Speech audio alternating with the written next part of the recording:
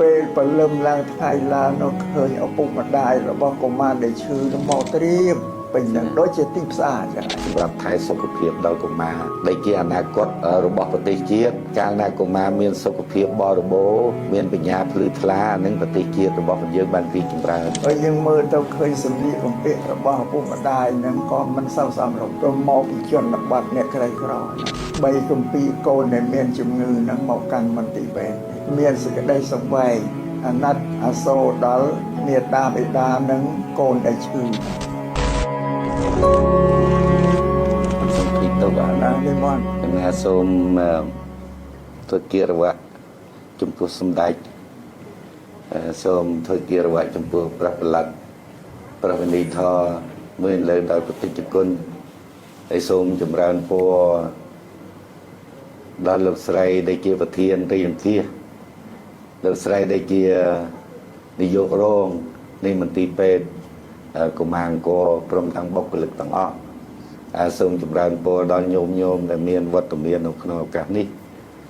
តាមរបាយការណ៍របស់លោកស្រីដែលជានាយករងមន្ទីរពេទ្យកុមារបានរបាយការណ៍អាត្មាភាពមានសេចក្តីសង្វេគអាណិតដល់កូនចៅជាពិសេសគឺកុមារតូចដែលជាកូនចៅខ្មែរយើងនៅទូទៅទាំងប្រទេស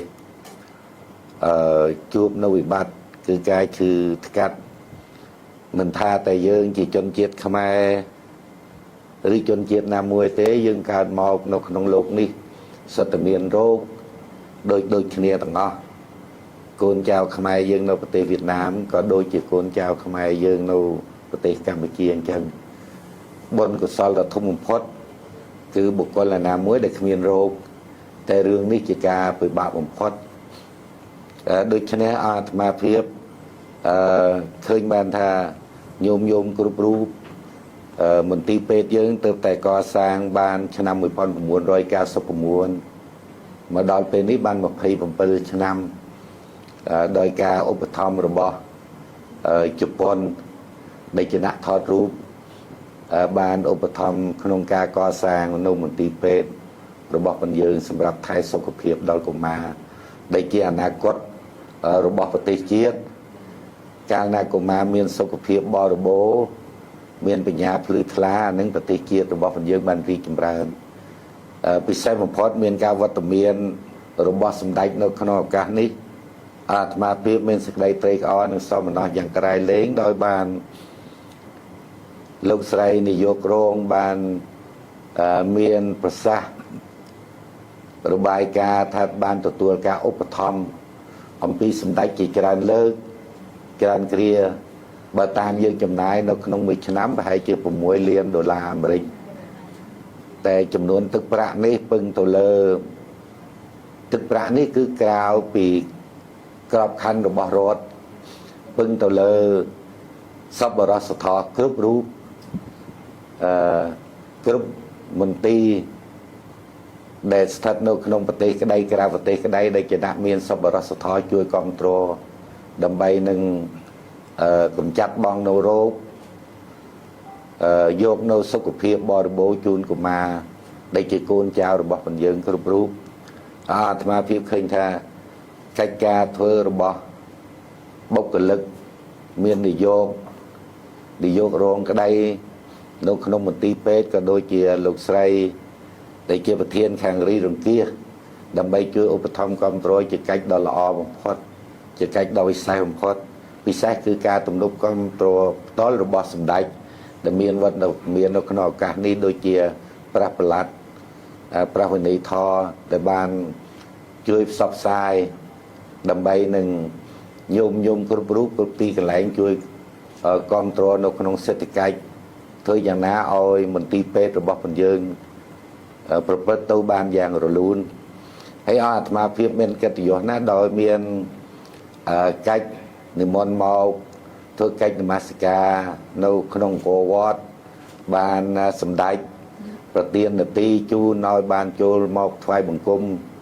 ហើយនឹងបានដឹងនៅដំណឹងមន្ទីរពេទ្យកុមារអង្គរវត្តរបស់ពលយើងនេះ ដែលជាមន្ទីរពេទ្យមួយក្រៅក្របខ័ណ្ឌរបស់រដ្ឋត្រូវមានការជួយទំនុកបំរុងជាច្រើនដោយការឧទ្ទិសនាមនឹងឲ្យបានក្នុងឱកាសនេះមានវត្តមាននៅក្នុងពេលនេះជាពិសេសគឺទី1គឺមកសួរសុខទុក្ខហើយក៏ដូចជាអំណរគុណចំពោះបុគ្គលិកគ្រប់រូបទាំងអស់ព្រមទាំងនាយករងនិងលោកស្រីដែលជាប្រធានរាជអង្គាសប្រការទី2គឺចង់បានចែករំលែកនៅសេចក្តីទុក្ខលំបាកការកង្វះខាតរបស់មន្ទីរពេទ្យរបស់យើងដូច្នេះហើយឆ្លៀតពេលនេះសូមចូលធ្វើជាសប្បុរសធម៌ចែករំលែកនៅការលំបាកលំបិនមិនថាតែប្រទេសយើងមិនថាតែប្រជាជនយើងដែលជួបប្រទះនៅការលំបាកលំបិនទេសូម្បីតែនៅប្រទេសនានាប្រទេសដែលមានប្រទេសដែលជាមហាអំណាចក៏គង់មានប្រជាជននៅក្រីក្រគង់មានប្រជាជននៅជួបប្រទះនៅសេចក្តីទុក្ខជាពិសេសទុក្ខដោយសាររោគវាកើតឡើងក៏ដូចយើងអញ្ចឹងទេអាត្មាភាពសង្ឃឹមថាក្រមការអធិបតីភាពរបស់សម្ដេចដែលបានជួយឧបត្ថម្ភព្រះប្រឡាត់ព្រះវិន័យធរក៏ដូចជាសប្បុរសធម៌សប្បុរសជនដទៃទៀតសង្ឃឹមថាមន្ទីរពេទ្យរបស់យើងនឹងអាចប្រព្រឹត្តទៅយ៉ាងរលូនសូមចម្រើនពរដល់ញោមគ្រប់រូបទាំងអស់សម្ដេចព្រះអង្គលោកទ្រង់បានទ្រង់ប្រភ្នោះឲ្យបានយល់ច្រើនតាមទ្រឹស្ដីពុទ្ធសាសនាសូម្បីតែព្រះពុទ្ធផ្ទាល់ព្រះអង្គពេលដែលជួបភិក្ខុកើតរោគក៏លោកជួយរួមព្យាបាលជួយរួមថែរក្សាជំងឺពេលដែលព្រះអង្គលោកមានថេរដីកាបុគ្គលណាដែលគោរពតថាគតគឺត្រូវចេះថែរក្សាអ្នកជំងឺនេះជាទ្រឹស្ដីមួយដ៏ល្អបំផុតរបស់ពុទ្ធសាសនាយើងហើយព្រះសង្ឃដែលជាខ្មែរយើងដែលនៅក្នុងប្រទេសវៀតណាមរាល់ថ្ងៃក្តីព្រះសង្ឃដែលជាមហានិកាយក្តីតែងតែយកនៅទ្រឹស្ដីនោះយកមកអនុវត្តតែងតែធ្វើសប្បុរសធម៌នៅនាកន្លែងតែមិនបានចូលមកធ្វើសប្បុរសធម៌នៅមន្ទីរពេទ្យរបស់យើងទៅតែក្នុងថ្ងៃនេះបានការអនុញ្ញាតការឧទ្ទិសនាមអំពីសម្ដេចទៅមាននាទីចូលមកជួបមកធ្វើសប្បុរសធម៌នៅមន្ទីរពេទ្យកុមាររបស់យើងអាត្មាភាពសង្ឃឹមថាការចូលរំលែកទុក្ខកង្វះខាតតាមសទ្ធាតិចតួចនេះវាមិនជាធំប៉ុន្មានជាមួយនឹងទឹកប្រាក់តែជាមួយនឹងស្មារតីដែលចូលរួមដូចជាសម្ដេចមានថេរដីកាថ្ងៃមុនទោះបីនៅកន្លែងណាយើងក៏សាច់ឈាមជាមួយនឹងគ្នាក៏ជាជនជាតិជាមួយនឹងគ្នាស្មារតីជាតិនិងសាសនានៅតែគង់វង្សជានិច្ចថេរដីការបស់សម្ដេចអាត្មាភាពនិមន្តទៅកន្លែងវិញមានការរំពឹងឃើញថាមានការជ្រៅជ្រះយ៉ាងក្រៃលែងសង្ឃឹមថាការចូលរួមនេះស្មារតីអាណិតដល់បងប្អូនដែលជាកូនចៅខ្មែរយើងកំពុងជួបវិបត្តិគឺមានរោគនៅក្នុងខ្លួនពិសេសគឺកូនចៅរបស់អ្នកក្រីក្ររឹតតែលំបាកថែមទៀតដូច្នេះការចូលរួមបន្តិចបន្តួចសង្ឃឹមថាជាការរំលែកទុក្ខរំលែកនៅការលំបាកសូមញោមគ្រប់រូបទាំងអស់ដែលជាបុគ្គលិកជានាយករងនៅមន្ទីរពេទ្យក្តីនិងសូមបតីព្រះអង្គប្រមេត្តាប្រោសមិនមែនជាថវិកាធំដុំអីប៉ុន្មានដោយសារការដំណើរនិមន្តមកធ្វើកិច្ចនមស្ការនៅក្នុងអង្គរវត្តនាពេលនេះសូមធ្វើចូលរួមធ្វើសប្បុរសធម៌ចំនួន250អូនក្នុង1អូន$20ដើម្បីជាការរំដោះរំលែកនៅសេចក្តីទុក្ខនិងសេចក្តីកង្វះខាតតាមមានតាមបានក្នុងឆ្លៀតក្នុងឱកាសនេះសូមថ្វាយប្រគេនជាដំណឹងដល់សម្ដេចដល់ព្រះប្រឡាត់និងព្រះវិន័យធរនិងសូមចម្រើនពរដល់ញោមព្រះសង្ឃខ្មែរយើងនៅប្រទេសវៀតណាមជាពិសេសគឺវត្តចន្ទរង្សីតែងតែមានការជួយសង្គ្រោះនឹងការជួបជាមួយនឹងញោមខាងផ្នែកខាងកម្ពុជាយើងនឹងនិមន្តនឹងព្រះសង្ឃយើងនិមន្តនឹងអញ្ជើញទៅខាងវៀតណាមនឹងតែឆ្លៀតឱកាសចូលនៅវត្តហើយវត្តខ្ញុំបករណាទូលពុទ្ធិកាព្រះអង្គហើយនឹងញោមចម្រើនពរដល់ញោមគ្រប់រូបរៀងរាល់ឆ្នាំប្រហែលឆ្នាំមុនគឺ ចូលរួមប្រសើរចិញ្ចឹមនិស្សិតខ្មែរយើងដែលជានិស្សិតប្រុសអញ្ជើញទៅរៀនទៅសិក្សានៅខាងវៀតណាមហ្នឹងឲ្យនៅសំណាក់ស្រ័យនៅវត្តហើយក្នុងមួយឆ្នាំអញ្ចឹងធ្វើពិធីជួបជុំនិស្សិតយើងគ្រប់រូបហ្នឹងបាន2 ដងកណាម្ដងបុណ្យចូលឆ្នាំហើយនឹងម្ដងបុណ្យដូនតាដែលជាប្រពៃណីរបស់ផងយើងនឹកឃើញអាណិតបងប្អូនដែលទៅសិក្សារៀនសូត្រនៅឆ្ងាយប្រទេសនៅក្រៅប្រទេសហើយឆ្ងាយពីឪពុកម្ដាយអញ្ចឹងទៅពិធីធ្វើម្ដងអញ្ចឹងសហការជាមួយនឹងអគ្គរដ្ឋទូតហើយនឹងអគ្គកុងស៊ុលខ្មែរយើងប្រចាំនៅទីក្រុងហូជីមិញហ្នឹងហើយជា3-400ប្អូនចូលរួមប្រសើរហើយហូបចុកលេងជាមួយនឹងគ្នាទី1គឺដើម្បីចង់ភ្ជាប់និស័យជាមួយនឹងបងប្អូនកុំឲ្យបងប្អូននឹករលឹកសង្កេតសង្កោចខ្លួនឯងដែលមករៀនសិក្សានៅប្រទេសក្រៅយើងមិនបានត្រឡប់ទៅស្រុកលេងយើងខែអាណិតខ្លួនដល់ពេលយើងចេញទៅរៀននៅស្រុកក្រៅយើងខែអាណិតខ្លួនប្រការទី2ចង់បានភ្ជាប់និស័យជាមួយនឹងបងប្អូនហ្នឹងទោះបីយើងនៅក្នុងប្រទេសក្រៅឆ្ងាយពីគ្នាឬមួយនៅប្រទេសដទៃតែសាច់ឈាមរបស់យើងនៅតែដដែលដូច្នេះហើយដើម្បីស្មារតីរបស់បងប្អូនហ្នឹងកាន់តែមានការសិក្សារៀនសូត្រឲ្យបានល្អដើម្បីវិលត្រឡប់មកវិញហ្នឹងក៏សាងប្រទេសជាតិរបស់យើងបានរីកចម្រើននឹងសូមចម្រើនពរជាដំណឹងបន្ថែមព្រះអង្គហើយជាទីបញ្ចប់ខ្ញុំប្រកាសម្ដងទៀតសូមក្រាបថ្វាយបង្គំព្រះអំណរគុណចំពោះសម្ដេចចំពោះព្រះប្រឡាត់ព្រះវិន័យធម៌និងប្រតិជគុណគ្រប់ព្រះអង្គនិងសូមចម្រើនពរដល់ញោមគ្រប់រូបទាំងអស់ដែលជាបុគ្គលិកដែលជានាយករងហើយដែលជាប្រធានក្នុងការរៀបអង្គាសធ្វើសប្បុរសធម៌នេះក្តីហើយនឹងសូមប្រសិទ្ធពរដល់បងប្អូនដែលកំពុងមានជំងឺទោះបីមិនតាន់បានជួបមុខនៅពេលនេះសូមគុណបុណ្យប្រតនត្រ័យវត្ថុស័ក្តិសិទ្ធិដួងពលឹងខ្មែរពុទ្ធបរិសខ្មែរសូមជួយទ្រទ្រង់ថែរក្សានៅជីវិតនៅសុខភាពរបស់បងប្អូនគ្រប់រូបហើយនឹងប្រសិទ្ធពរជ័យដល់បុគ្គលិកគ្រប់រូបសូមឲ្យមានសុខភាពបរិបូរណ៍មានបញ្ញាភ្លឺថ្លាមានកម្លាំងដ៏ល្អដើម្បីមានសុខភាពល្អត្រឡប់ទៅវិញបានកសាងនៅភូមិស្រុកបានជាសះស្បើយនៅរោគាដល់បុគ្គលិកគ្រប់រូបទាំងអស់មានកម្លាំងមានស្មារតីល្អដើម្បីបម្រើការប្រយោជន៍រួមជាពិសេសគឺប្រយោជន៍ថែរក្សានៅសុខភាពរបស់កុមារដែលជាកូនចៅរបស់ព្រះយើងតទៅអនាគតមួយថ្ងៃមន្ទីរពេទ្យរបស់ព្រះយើងកាន់តែរីកចម្រើនជាពិសេសគឺមានការគ្រប់គ្រងឧបត្ថម្ភអំពីសំណាក់សប្បុរសជននៅដតីទៀតនិងសមាគមដតីទៀតជួយគ្រប់គ្រងរួមជាមួយនឹងញោមគ្រប់រូបទាំងអស់ដល់ការថែរក្សាសុខភាពកុមាររបស់ព្រះយើងឲ្យមានការរីកចម្រើននិងមានការពេញបរិបូរណ៍និងប្រកបដោយពុទ្ធពរទាំង4ប្រការគឺអាយុវណ្ណៈសុខៈពលៈកំបីឃ្លៀងឃ្លាតឡើយសូមខ្ញុំករណាសូមប្រគេនពរជាពរបដិជាគុណឯសវណ្ណយ៉ាញ់លងជាព្រះគ្រូចៅអធិការវត្តចន្ទរង្សីនៅទីក្រុងហូជីមិញព្រះភិក្ខុថេរសីឡោចៅហ្វាយថាយសមាជិកក្រុមប្រឹក្សា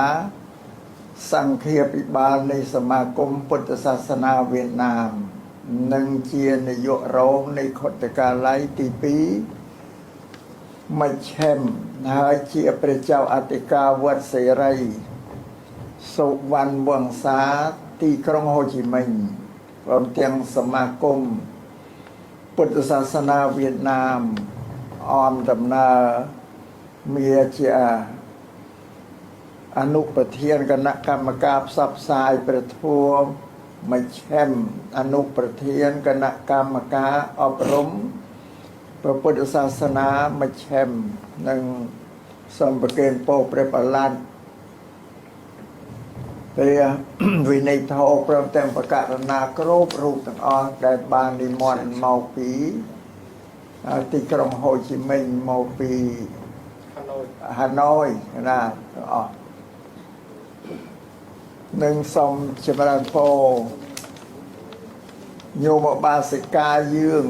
ពីសរមវិជ្ជបណ្ឌិត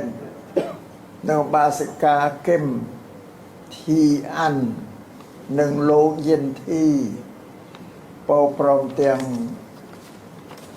សហការីពោនៃមន្ទីរពេទ្យកុមារអង្គរនេះពេលមានលោកប្រធានអនុប្រធានសមាជិកគ្រប់រូបទាំងអស់នៅក្នុងឱកាសនេះខ្ញុំករណាសូមថ្លែងអំណរអរព្រគុណនិងអរគុណចំពោះព្រះអង្គនិងប្រធេរានុធេរៈគ្រប់រូបទាំងអស់ដែលបាននិមន្តមកពីក្រុងហូជីមិញគេណាហាណូយចេះចាំនេះណាហាណូយហើយវត្តវត្តអីចេះចន្ទរង្សីវត្តចន្ទរង្សីវត្តចន្ទរង្សីនេះខ្ញុំណាស្គាល់ឈ្មោះយូរណាស់20 30 40ឆ្នាំណាគាត់ស្គាល់តែឈ្មោះមិនដែលបានទៅជួបទេណាដែលបានទៅដល់វត្តចន្ទរង្សីនោះទៅតែឱកាសនេះទោះបីជាមិនបានជួបវត្តក៏មានព្រះគ្រូបាននិមន្តមកពីវត្តចន្ទរង្សីប្រកាសរាទាំងអស់មកនោះដូចជាឲ្យបានស្គាល់គ្នាចិត្តស្និទ្ធរាប់អានយ៉ាងជាទីបំផុតហើយនឹងសូមចម្រើនពរញោមញាតិគ្រប់គ្នាទាំងអស់ជាពិសេសគឺបាសិកាពរវិជ្ជបណ្ឌិតពលដែលបានជើញមកពីហាណូយទីក្រុងហាណូយហ្នឹងបងហើយមកនេះក៏បាននាំយកអំណោយជាមនុស្សធម៌បានមកជួយទំនុកបំរុងដល់មន្ទីរពេទ្យកុមារអង្គរនេះមន្ទីរពេទ្យកុមារអង្គរនេះខ្ញុំណាសូមរៀបរាប់បរិយាយប្រគេននឹងជំរាបជូនញោមញាតិពេលព្រលឹមឡើងថ្ងៃឡើងនោះឃើញឪពុកម្ដាយរបស់កុមារដែលឈឺនោះមកត្រៀបពេញនឹងដូចជាទីផ្សារអញ្ចឹងហើយយើងមើលទៅឃើញសម្លៀកបំពាក់របស់ឪពុកម្ដាយហ្នឹងក៏មិនសូវសមរម្យព្រោះមកពីជនបទអ្នកក្រីក្រហ្នឹងបីកំពីកូនដែលមានជំងឺហ្នឹងមកកាន់មន្ទីរពេទ្យនេះខ្ញុំណាតែងធ្វើដំណើរការនិមន្តទៅបន់ទានធ្វើដំណើរការមន្ទីរពេទ្យមកពេទ្យមកឃើញមានសេចក្តីសង្វេគអាណិតអាសូរដល់មេត្តាបិតានិងកូនដែលឈឺហ្នឹងអានឹងមានអាណិតតែកូនដែលសំបីឪពុកម្ដាយគឺយើងមានសេចក្តីអាណិតដែរព្រោះមកក្នុងភាពរយៈអ្នកជនបទ3ត្រោពោអោបកូនមកបានតែយើងមានសេចក្តីកើតទុកចំពោះមេត្តាបិតាអាណិតអាសូរមេត្តាបិតានៅម្យ៉ាងទៀតដល់កូនដែលឈឺណានេះជាសក្ខីភាពជាស្ដែងរួចឃើញថាញោមញាតិមានសេចក្តីទុកនឹងកូនដែលឈឺនេះយ៉ាងខ្លាំងដែលប្រកាសណាគ្រប់ព្រះអង្គនឹងញោមញាតិជ្រាបហើយថាសេចក្តីទុករបស់ជីវិតមនុស្សយើងនេះទុកធំហ្នឹងមាន4ការកើតជាតិហ្នឹងក៏ជាទុកជារាក្រំគ្រានេះក៏ជាទុកជំងឺព្យាធិនេះគឺជាទុកមរណៈក៏ជាទុកក៏ប៉ុន្តែជំងឺរោគាដែលមកបៀតបៀនដល់រូបរាងកាយរបស់មនុស្សនេះពុទ្ធសាសនាពុទ្ធលោកសំដែងថាណដ្ឋិព្យាធិសមារយោគ្មានសត្រូវណាដែលកាចសាហាវជាងជំងឺរោគាទេកាលណាមនុស្សណាមានជំងឺរោគាហើយក៏ឈឺចាប់ស្រែកយោយាយពេញតែអ្នកដែលជំងឺហ្នឹងគឺយើងអ្នកជាយើងអត់ដឹងទេស្រាប់តែឃើញអ្នកឈឺហ្នឹងស្រែកមកគឺជំងឺដែលបុកបែនត្រំត្រៀនអ្នកជំងឺឲ្យចុកចាប់ខ្លាំងដែរត្រឹមវាមិនបានស្រែកឲ្យយើងឈឺឲ្យយើងឃើញបើយើងមើលជំងឺមើលអត់ឃើញទេ នឹងបានស្រែកយកយាយនឹងឲ្យយើងមានសេចក្តីលំបាកអាណិតអាសូរដល់អ្នកជំងឺហ្នឹងពេលខ្លះមិនស្រែកទេចូលមកសន្ទ្រុំក្រោមឲ្យនៅបាត់សតិបាត់ស្មារតីហ្នឹងនឹងបានថាសត្រូវមានសត្រូវណាដែលកាចស្មើនឹងជំងឺរោគាទេនេះជាពុទ្ធដីការបស់ព្រះសម្មាសម្ពុទ្ធលោកបញ្ជាក់ប្រាប់យើងបើស្រ័យហេតុនេះក្នុងករណីដែលយើងជួយសង្គ្រោះនេះគឺយើងសង្គ្រោះតែជំងឺទេតែចេះកិច្ចការសម្រាប់មនុស្សជាតិអត់ដែលត្រូវជួយគ្នាតាមពិតទៅឲ្យតែមនុស្សកើតនៅលើផែនដីជនជាតិណាមួយក៏នៅក្រោមឥទ្ធិពលទុកទាំង4ហ្នឹងដែរណាកើតចាស់ឈឺស្លាប់បើសំខាន់បំផុតគឺឈឺជំងឺហ្នឹងអត់ដែលកើតឲ្យហើយគឺត្រូវតែពេទ្យនឹងសង្គ្រោះឲ្យរួចចាកជំងឺរោគាព្យាធិហ្នឹងបងនឹងបានខ្ញុំកណាត្រេកអរចំពោះទឹកប្រតិករណាគ្រប់ព្រះអង្គដែលមានព្រះសង្ឃកេជាប្រធានលោកនិមន្តមកនេះបានមកដល់មន្ទីរពេទ្យកុមារអង្គរនេះបានមកឃើញចាំបន្តិចទៀតយើងទៅមើលភាពជាក់ស្ដែងរបស់អ្នកជំងឺហ្នឹងណាហើយសប្តាហ៍ថ្ងៃនេះណាមានជំងឺមហារីកដែលជាជំងឺសាហាវហ្នឹងពីដើមមិនកើតតែមនុស្សធំមនុស្សចាស់ឥឡូវកុមារក៏មានរោគមហារីកដែរគេវាឆ្លងអានេះមកពីគេថាប្រើជាតិគីមីនឹងវាច្រើនណាបានបណ្ដាលឲ្យមានរោគនេះនេះគឺមកកុមារក៏មានរោគមហារីកដែរមកបង្កើតដល់កុមារឲ្យបាត់បង់ជីវិតបានរោគនេះកាចសាហាវណាស់នឹងបានចំណានឹកឃើញដល់ពុទ្ធិការបស់ពុទ្ធមកកន្លែងនោះថាមនុស្សនៅលើផែនដីគ្មាននរណាចេះជាងមនុស្សតែមានតែមនុស្សដែលចេះមានបញ្ញាបង្កើតនៅគ្រឿងសម្ភារៈប្រើសពបែបសពយ៉ាងជាជំនួយដល់មនុស្សហើយយើងឃើញឲ្យសប្តាហ៍ថ្ងៃគេបង្កើតមក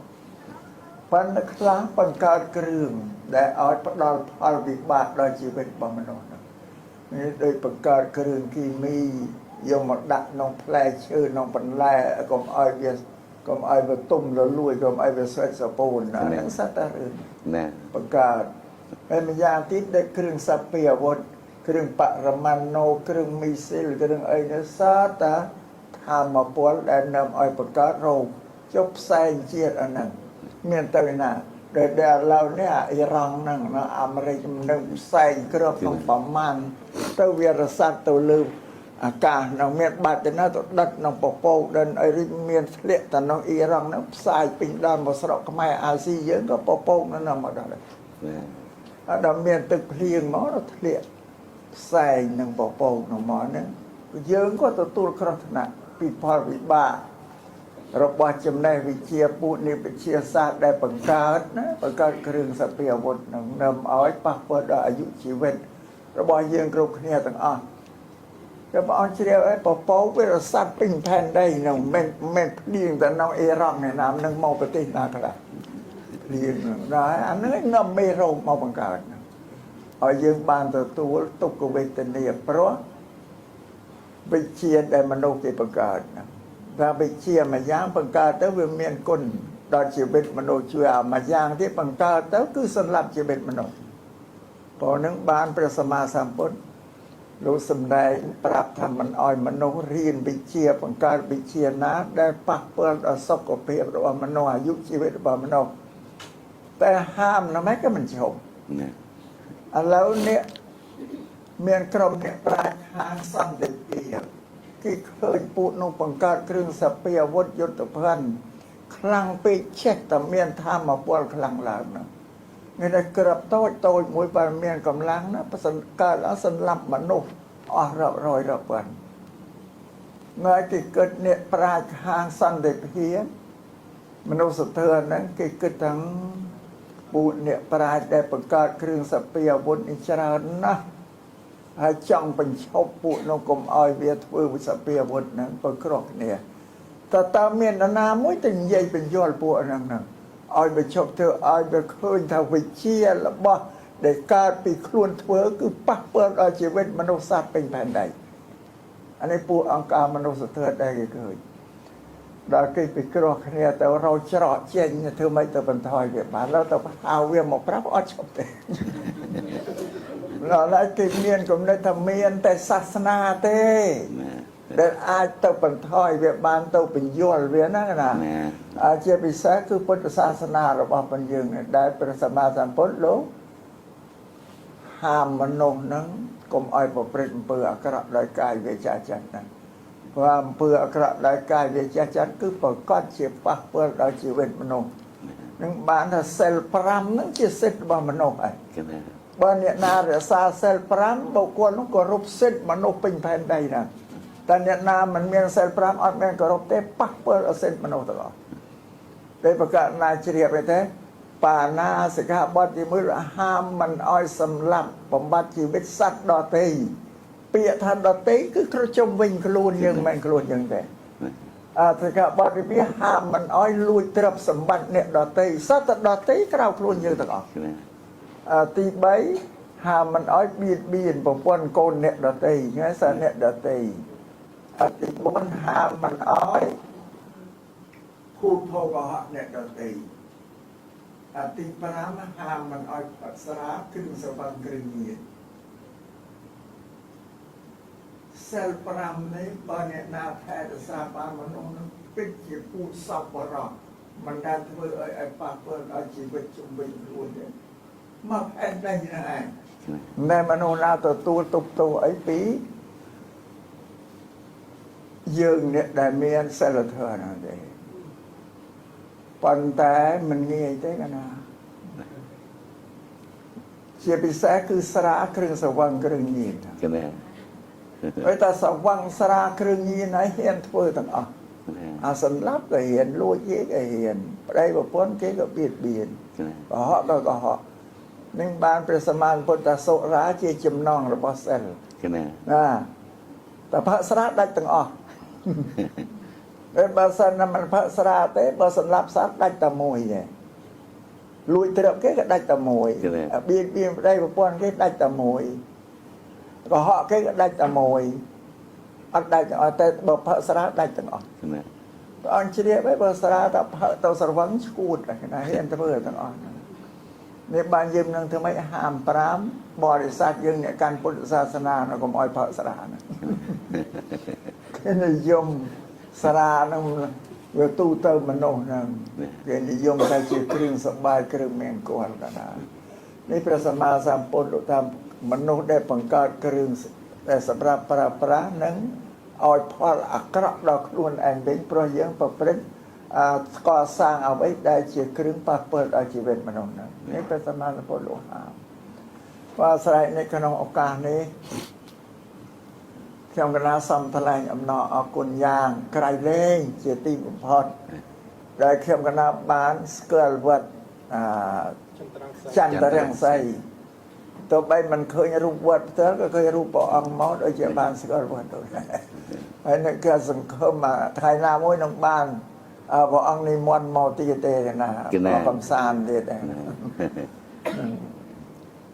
hay là xong tới ở chỗ po nhôm po để màu piที่กรุงฮานอยต้องเอาคะแนนหนึ่งโฮจิมินห์ที่กรุงฮานอยที่กรุงฮานอยโฮจิมินห์เตะมารัฐธานีฮานอยโฮจิมินห์ที่กรุงไหมนักคณะที่กรุงว่าฮานอยรัฐธานีนี่มันขึ้นมาไอ้ที่มันยังมันใหญ่อย่างนั้นไอ้เมียนขมายเมียนภาษาอย่างนั้นฮานอยเมียนวัดเมืองฮานอยป่ะเมียนมาดาวสิเรียบมาทวายกุมยำนายำบ้านตะตูลเระเตะในท่าจำไงนาชนะนามวยฟืบอลนั้นนิมนต์ยำนาเตาฮานอยยู่นะฮะจำมันเคยนิมนต์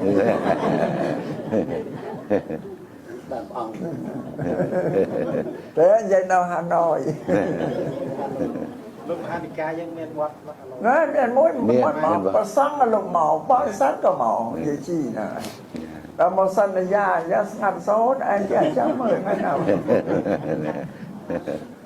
ส่งตัวไรนอประกนนั่งส่งประเกณฑ์โปสาสาตุกา